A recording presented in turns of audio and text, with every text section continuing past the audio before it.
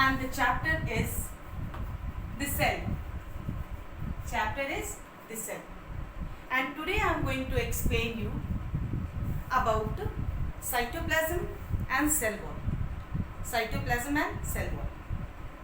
In my last video, I have already started the fundamental structure of the cell.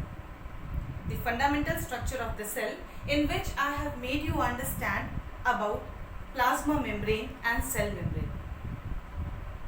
Now today, two topics I am going to cover, and these topics are in this fundamental structure only, cytoplasm and cell wall. As I have explained you in my last video, this is the animal cell. This is what the animal cell, and the outermost covering of this animal cell is cell membrane. But in plant cell,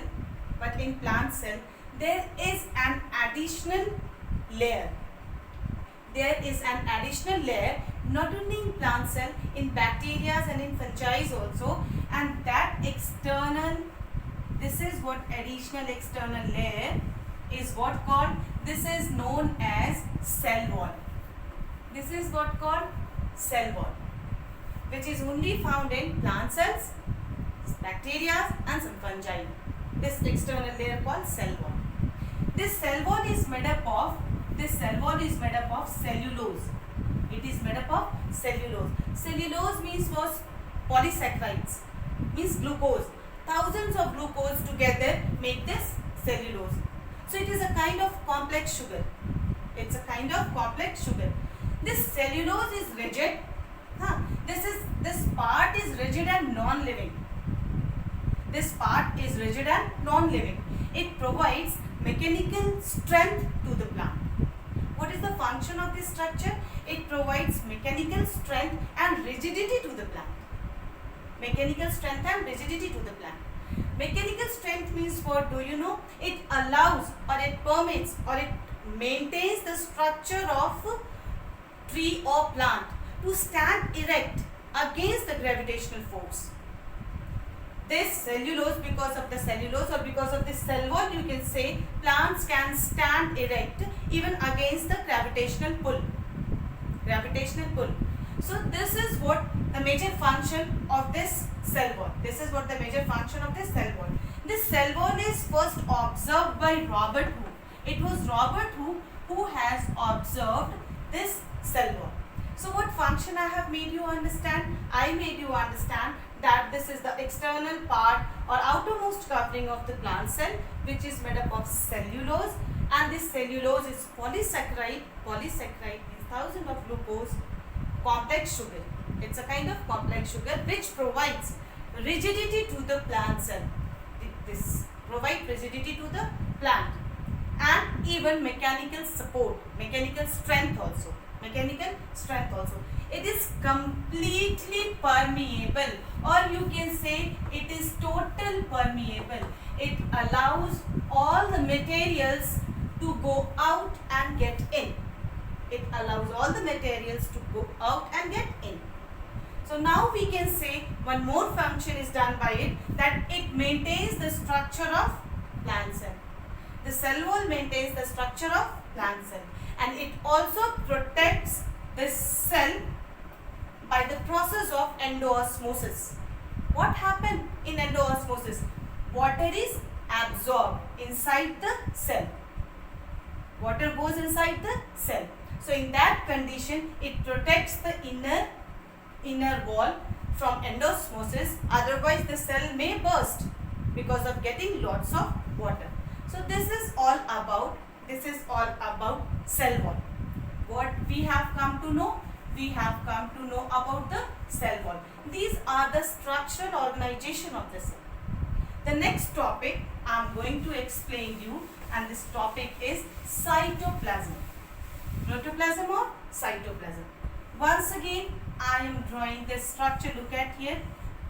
I have already told you in my last video, right inside the cell membrane, either plant cell or animal cell, there is a viscous semi-fluid.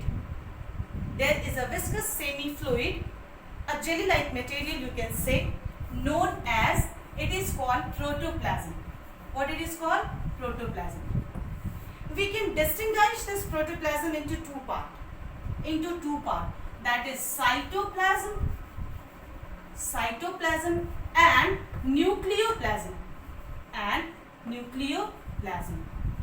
See how I have told you, right in between there is an oval dense structure called nucleus.